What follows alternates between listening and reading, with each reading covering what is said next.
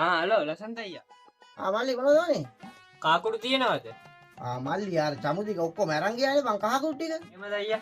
හරි හරි මම බලන්නම්කෝ.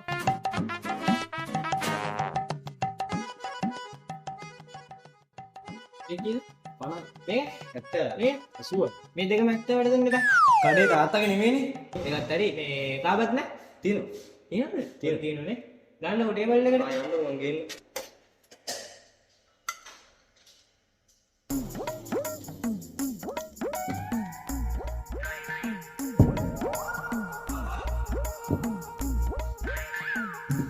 කමිය. ඇයි මාත්? ඔයාගේ මොකද්ද ඉල්ලුවේ? කහව. එතකොට මේක මොකද්ද? කහව. මේක උඹට කාබත් විදියටද පේන්නේ? මහත්තයා මේ ඔක කහවත් විදිහට තමයි අපි හැදුවේ. හැබැයි කහ නැහැ. මේක කොහමද එහෙනම් කාබත් වෙන්නේ? හරි මහත්තයා මං කියන්න අතරින් අම්මා.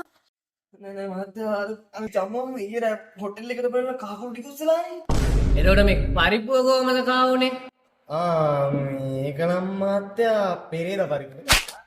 ඉස්සරහා මම කොටය වල්ල ගන්නවා. ඊට පස්සේ උඹ ගැන බලා ගන්නවා.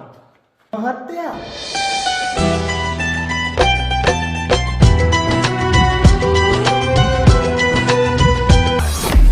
එන්න වරේ.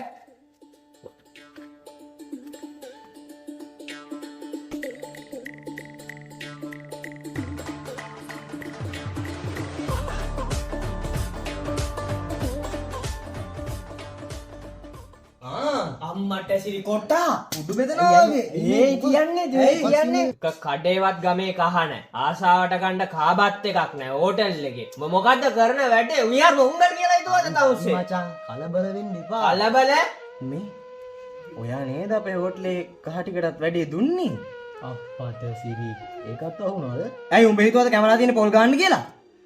මේ කොටන්ඩ කලින් ඇත්ත කියපන්. හරි මචං පොඩ්ඩක් කලබල ඇත්ත කියනවද නැද්ද? එල්මේ කියපන් දැන්. නෑ මචං උඹ දන්නවනේ බා මං එහෙම හොරකම් කරන්නේ නෙවෙයි මචං. මේකයි සිද්ධිය. මට කෙල්ල 5 දෙනෙක් ඉන්නවා. ඔව් බා. මේ ටික පියුමිට, මේ ටික සඳුනිට, මේ ටික ඉෂුට, මේ ටික රශ්මිට, මේ ටික නෙතුනිට මචං. කොහොම නතර කරපන්. ඇයි මේ කා ටික කෙල්ලොන්ට යන්නේ? නෑ මචං අර අලුත් ට්‍රෙන්ඩින් එකක් ඇවිල්ලා තියෙන්නේ. අර කහ කුඩු කෝප්පෙට දාන්නේ. අන්න ඒක කරන්න බං උන්ට. අන්න ඕකයි මචං ප්‍රශ්නේ. හරි අගේ